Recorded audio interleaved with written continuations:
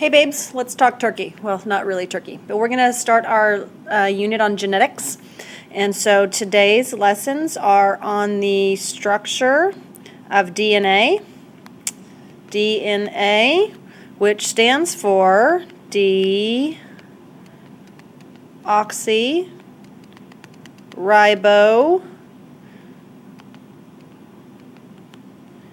I'm running out of room. Deoxyribonucleic acid. I'm going to underline part of this word, part of these two words, and I hope that these things make sense to you and they jog your memory a little bit. So deoxyribonucleic acid is the long way to say DNA, and it is a type of nucleic acid, remember, which is one of our organic molecules we talked about a while back. Okay, so this is what is inside of all your cells and makes you, and makes a plant, and makes streptococcus, the thing that makes you sick sometimes and make your throat sore. I want to quickly review the 5 characteristics of living things. So remember, I don't know if you remember we talked about this specifically, but I feel like I mentioned it in passing, that all living things shared 5 characteristics. And those 5 characteristics are that all living things are made of cells. All living things have DNA. Hint, hint, what we're talking about today. All living things metabolize nutrients. I'm not going to write the nutrient part. They all maintain homeostasis. And they all reproduce. P-R-O-D-U-C-E. My spelling and handwriting are getting better all the time. So, characteristics of life. They're made of cells, they have DNA, they metabolize nutrients, they maintain homeostasis, and they all reproduce.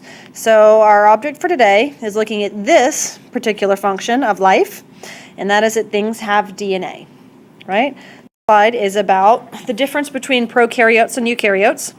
And you'll see here a little bit, we have our eukaryote, and our eukaryote, remember, it has a nucleus, and the DNA, which is this stuff, this blue stuff, is housed inside of the nucleus. Okay, and remember our eukaryote is also a little more complex and it's larger in size than prokaryotes. Our prokaryote are bacteria, which is our other cell on the left. Its DNA is in one single circular chromosome. Okay, and it's floating freely around the cell. And part of the reason it's floating freely around the cell is because these are older, less complex, more simple organisms that just didn't have lots of pieces of DNA, unlike humans and plants and fungi who have multiple pieces of DNA that all need to be housed in one organelle to protect them and also to make it easier for cell replication. Okay? All right. So I want to draw for you the monomer of our nucleic acid. Remember that nucleic acid is a polymer. Okay? And I'm just going to write Na, standing for nucleic acid. And the monomer, which is the one single unit of each polymer, M-O-N-O-M, of that is a nucleotide. See, is a nucleotide. Okay, and our nucleotide has 3 components. The first component is a phosphate group. The second component is a deoxyribose sugar. I'm just going to write S for sugar. And the third component is a nitrogen base.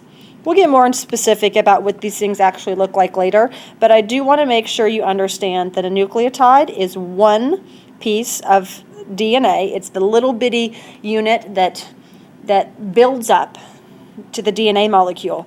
And it has 3 structural components, a phosphate group, a deoxyribose sugar, and a nitrogen base. So here is a better picture of a nucleotide. In this nucleotide, you'll see the 3 components of the nucleotide I drew in the previous slide, and that is this phosphate right here. Let me pick a marker. That is the phosphate right here, the deoxyribose sugar, and you can see the name spelled out, and then our nitrogen base. And you see how this phosphate molecule actually just isn't the letter P like we drew previously. And the chemical formula for phosphate is PO4, and it has a charge of -3. That'll make sense to you when you do chemistry next year. But it's one phosphorus attached to 4 oxygens. And then our deoxyribose sugar, if you'll count them up, you'll see that it has 1, 2, 3, 4, 5 carbons. It's a pentose or 5-carbon sugar called deoxyribose, okay? And the deoxy in that word comes from the fact that there's an oxygen missing from that molecule. There's an oxygen that's not there that is present in RNA or ribonucleic acid, and so the name actually tells you a lot about the chemical structure of it. And then we have the base here, and there are 4 bases, if you look to the right, that we have in DNA. And the 4 bases are thymine, and I know you can read them, but they're small, but I'll write them anyway just for your sake, so they're a little larger.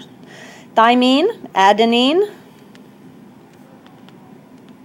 cytosine, I'm drawing guanine. Guanine and cytosine. Okay. You will see that these 2 right here, cytosine and thymine, are both single ring structures.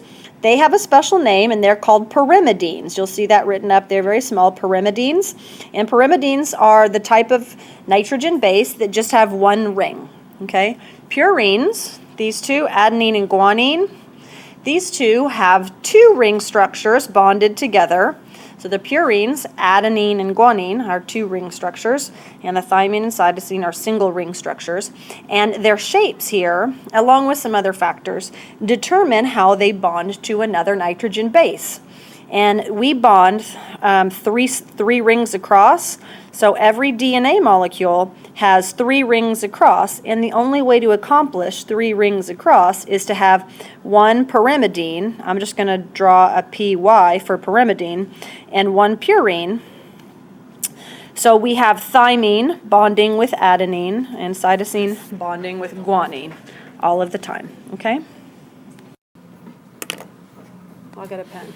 Okay, so this is a DNA. The only real thing I was interested in showing you with this blow up of the thymine and adenine is that these things are connected together by hydrogen bonds. So what actually bonds the thymine and adenine and the cytosine and guanine together is a hydrogen bond. Okay? Yeah, hydrogen bond. A bond is just the way molecules get glued together. And hydrogen bonds are fairly weak, so that they can be broken apart, which is very important in DNA, because in DNA, the molecule is constantly being wound and unzipped and spread apart to make RNA copies or to replicate itself, because how you grow and how your body repairs itself is to replicate or make copies of its own DNA in its new cells to replace those old cells, and also so that it can make little pieces of RNA, and the RNA goes and finds a ribosome and makes all the proteins that your body needs to see, or to run your heart, or all the stuff your body needs to do. It needs to make proteins to accomplish those tasks. And so the DNA has to have those very simple bonds, these very simple hydrogen bonds right here between these base pairs, so that it can easily separate to then come and build another molecule off of it, and then it can build another, and it can glue itself back together. Does that make sense? So on this slide, guys, I just wanted you to know that these are the 4 bases that we're talking about with DNA: adenine, guanine, cytosine, and thymine. And they have something called complementary base pairing. And that means that just like with the whole 3 things across, the adenine always bonds with the thymine, the cytosine always bonds with the guanine, you're going to see that written as complementary. That's when they bond? It's called complementary base pairing because that purine complements the pyrimidine like peanut butter complements jelly, right? Like Kermit the Frog complements Miss Piggy. But you know what I mean? Like I probably wouldn't put spaghetti sauce and avocado together, right? But I would sure put guacamole on a chip, and I'd put spaghetti sauce on linguine. You with me? So they complement each other. Like I can't put 2 purines together because they have the wrong shape, right? And there's something about the molecules and the charges on the molecules that I can't put the two of the opposite things together. But if they complement each other, if they have the right shape and the right charge, they'll bond. And that's why this adenine always bonds with the thymine and the cytosine always bonds with the guanine. Okay? Okay, guys, this slide kind of shows us a blow-up of DNA. So here is the DNA molecule. Here's a big DNA molecule that we're looking at the small portion of, and it is blown up here, and we can see as it's blown up the blue ribbons that are along the outside. And these blue ribbons are the sugar phosphate backbone of our DNA molecule. They're also indicated in this image right here. They're indicated in the little blue arrows. Okay, and you'll see that it's just alternating sugar, deoxyribose sugar, and phosphate group. Sugar, phosphate group, sugar, phosphate group, sugar, and down here would be a phosphate group, okay? So these things, these sugar phosphate backbones, they provide structure and support for our base pairs. And our base pairs, the letters in the middle, those nitrogen bases are what carry all of the information for making the proteins that are important for all organisms' bodies to function, okay? These base pairs in the middle, it's just like when you're reading a book and the covers of the book have nothing on them, but the inside of the book is where all the good stuff is. It's where all the meat and the story and the denouement and the resolution and the climax, all the good stuff is inside of those letters that are in the sentences and the words inside the book. And the cover of the book, or the sugar phosphate backbone, just provides some structure and support. It holds everything together. Okay? Okay, I want to introduce you guys to a new word, and that new word is, let me find my pen, genome. And a genome is an organism's entire set of DNA. So it is all of the DNA for an organism.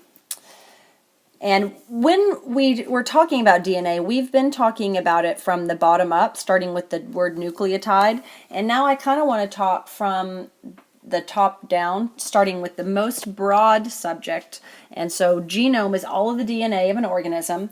And inside of an organism's genome, especially eukaryotes who have lots of different segments of DNA, lots of groupings of them, we're going to call the groupings of the DNA chromosomes. As an example, humans have 46 individual chromosomes in every cell, and so all 46 chromosomes would be a human's genome, but each individual chromosome has thousands of smaller units of DNA called genes. And these genes, these things get read and they have little snippets of RNA crafted from their code so that you guys can make proteins. And remember, proteins are what perform all of the functions in your body. So genes code for proteins. We'll talk later about more about this, but I just wanted to introduce that the genome is all of the DNA, and inside of the genome are multiple chromosomes, and every chromosome has thousands of genes, and each gene codes for individual proteins. And these two graphics of chromosomes and genes just show you a little more that in humans the chromosomes are almost arranged like a big X, but what really happens is if you look at this gene down here, you see this segment of the DNA that we've labeled gene. You have your sugar phosphate backbone, right, on both sides. Remember, DNA is a double-sided molecule, and inside that you have your complementary base pairing, your base pairs that are providing all of the information. And DNA is large. You have like over 3 billion base pairs of DNA in each one of your cells. You have that much. That's your genome. It's so huge, 3 billion of those things. So it takes a lot of space. Imagine trying to fit 3 billion of anything into something that's microscopic. So your body, in order to conserve space and organize, winds this DNA up So here, imagine I take this and I start winding it and winding it up, and I wind it around these histone proteins, and I wind up sometimes organized and sometimes disorganized sections of DNA, and I wind them into this big grouping called a chromosome, okay? Called a chromosome. And it looks like this over here. You see that we have our DNA, and it's in a double helix, and then it winds on nucleosomes, and then it, winds up on itself some more, and eventually it turns into this X chromosome shape, of which we have 46. But other organisms have fewer or less, unless you're a bacteria and you have one. And the bacteria are jealous of us, aren't they? It's important to learn about the composition of DNA, so it helps us understand the function of DNA better. So up here in this image, you'll see that we have a double helix, a double-stranded DNA molecule. And remember that DNA carries these genes, and these genes code for proteins. Okay, if I could spell, it'd be awesome. And these genes code for proteins. And remember, proteins, the DNA's job is to tell the organism what proteins it needs to make. And so if your body says, hey, I need some insulin, or hey, I need some skin color, or hey, I need some enzyme that's going to help break apart food in my mouth called salivary amylase, your DNA will make, inside of your nucleus, of course, because remember, our DNA never leaves the nucleus, it'll make a little piece of RNA. And you notice the DNA in here, up here in blue, is double-stranded. The RNA is single-stranded.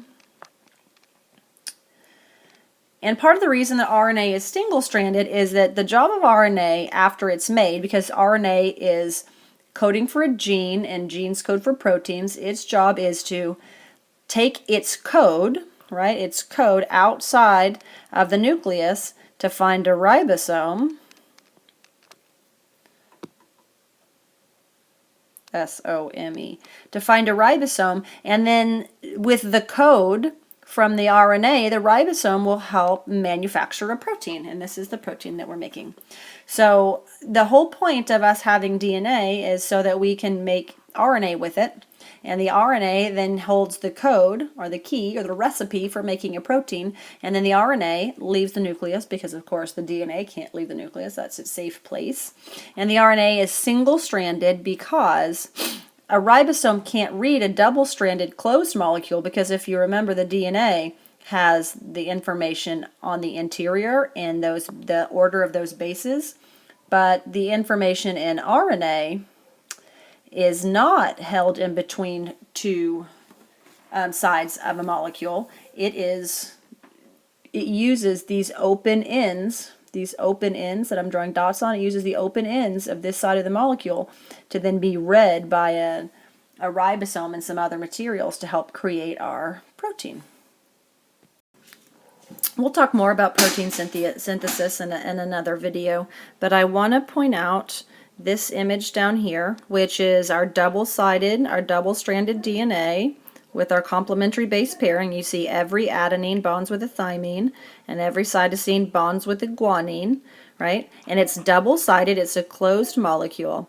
And below it, directly below it, is a special type of RNA called messenger RNA, or mRNA. And you'll see, just like I described over here in my very poorly drawn things, that it is a single-sided molecule, and it has all of these exposed bases on there, and these exposed bases are what gets read by the ribosome. And I don't want to keep repeating that, but just so you know, DNA gives some code. RNA copies a code from the DNA, and the code on the RNA then finds a ribosome to help the manufacture a protein. And the ingredients for that protein are held in little groups of 3 of these bases on this RNA molecule, and later on we'll discover that those things are called codons, okay? And you'll see in this image over here that we have a chromosome that is now unwinding into a DNA, and when RNA is made from a DNA template, there's this, here's the ASE, here's an enzyme called RNA polymerase that helps to build this RNA molecule off of the template provided from the DNA. We'll talk about that in much more detail later, but I kind of wanted to preview to you the stuff that we'll talk about on our next video. So on our DNA, we have segments that are excess. They're extra. And evolutionarily, sometimes we think that they just hold spots for things that we used to need genetically. And other times we think that they're just like a buffer so that our DNA doesn't make mistakes, or our machinery doesn't make mistakes when it's making proteins. And scientists have, discovered over and over, if they take the portions out that don't code for things, which are these things called introns. These are excess parts of DNA, and I guess they're not really excess and extra. They're there obviously for a reason, but that reason is a mystery to us, the absolute reason. But these introns are non-coding, which means they're there in the DNA, but they're not transcribed into the RNA code that then gets to go and be the code or the ingredients or the recipe for a protein. So we have different parts of DNA, and part of them are called exons. And in between the exons, we have these little snippets of stuff called introns. And again, the introns are non-coding. And so when our RNA is made from a template of DNA, what happens is that the RNA and the polymerase and the other machinery that helps that be made, it will splice means to cut, it will splice out those introns, and then it will just take the exons and put all of the exons are coding parts, so exons are coding, which means they hold the code and they function. It'll take the exons and then it will smush them together into a functional, mature piece of messenger RNA. Okay, and here's another graphic that helps us understand that. So we have on our gene, remember our gene is a small piece of DNA on our chromosome, and our gene has 1, 2, 3 exons and 2 introns, and what will happen is when we make our RNA, these introns won't be transcribed into the messenger RNA, and then this messenger RNA with our coding pieces of exons will go and find a ribosome, and then the ribosome will help read and bring amino acids to be linked together to create our final product, which is a functional protein.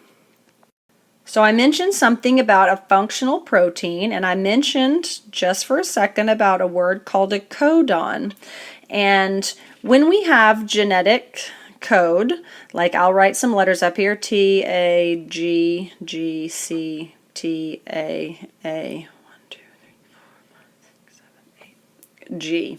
Okay, so I have this strip of DNA, and you'll notice it has the DNA bases, T, A, G, G, C, T, A, G, and I want to turn that into, I want to make a copy of that, and I want to make an RNA. An RNA has some different letters, some different bases, one different base than DNA. In lieu of a T, RNA has something called uracil. So every time when I make an RNA from a DNA, I will, the complement to A is no longer T on the RNA molecule, it'll be U, it'll be uracil. So I'm going to write the RNA complements of this DNA strand, and the complement for T is adenine, and the complement on the RNA only for adenine is uracil, and guanine's complement is cytosine, and so I'll do 2 of those, and cytosine's is guanine. Thymines is always adenine, and then the adenine's complement on the RNA strand only, mind you, are uracils. Okay, so now I'm going to draw a box around my RNA molecule that I just created from my DNA, and I'm going to break this into groups of 3, because the groups of 3 are what code for different amino acids. And you'll see here in this chart over here, I have a bunch of amino acids, and we read these amino acids by letters. We start with, like the first codon, we'll call this right here a codon. I'm going to draw a circle so you see that that right there is a codon, C-O-D-O-N.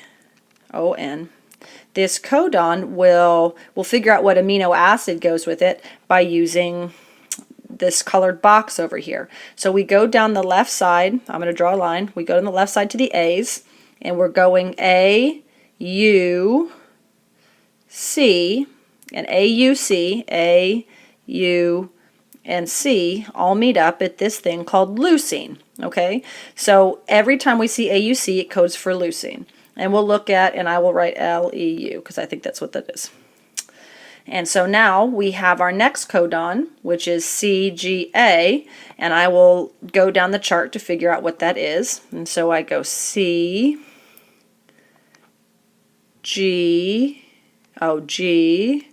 A, and that right there is arginine. So I am now, with the help of my transfer RNA, some other machinery at my ribosome, linking together these amino acids to help make a protein. My last codon is UUC,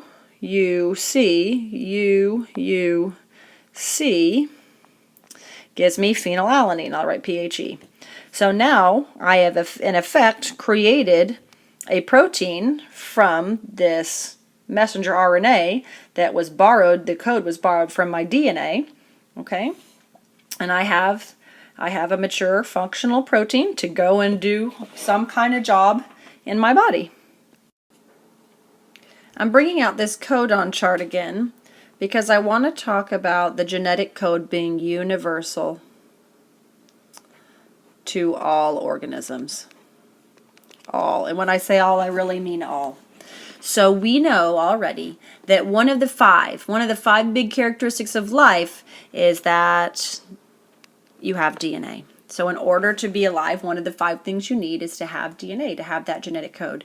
We also know that DNA is a double-sided molecule that holds all of your genetic information, and it's organized into little sections called genes, and these genes code for proteins, okay? And we create proteins by linking together different amino acids, and this is, remember, our codon chart. And all of these 20, there's 20 different amino acids, get linked together in various combinations to create proteins. So this gene that's right up here, this gene is a red pigment gene, and it's found in bacteria and bananas and red clovers and these orange frogs. And every single one of these organisms has the exact same gene, the exact same order, the exact same amino acid combinations for making proteins that are expressed in their bodies as the color red, or types of red. Did you guys know that there are red bananas out there? They're really tasty. Much better than the yellow ones, I'm just saying. Anyway, so just remember that DNA and the genetic code, these A's, T's, C's, and G's, adenines, thymines, cytosines, guanines, are universal to all, and they all code for the same 20 amino acids that, when they're grouped together, obviously have different functions in some organisms and similar functions in other organisms. But just remember to recap. DNA, deoxyribonucleic acid, is in every organism. In these bases, A, T, C, and G, the sequence of the bases determines the gene. The gene codes for a protein. The RNA is what carries the code for that protein. It goes outside of the nucleus, the RNA only. It finds a ribosome to manufacture your protein, and then your protein goes off as it expressed in your body in some way to fulfill some kind of role or some kind of job that your body needs for you to function. Okay, I'll talk to you later. Bye.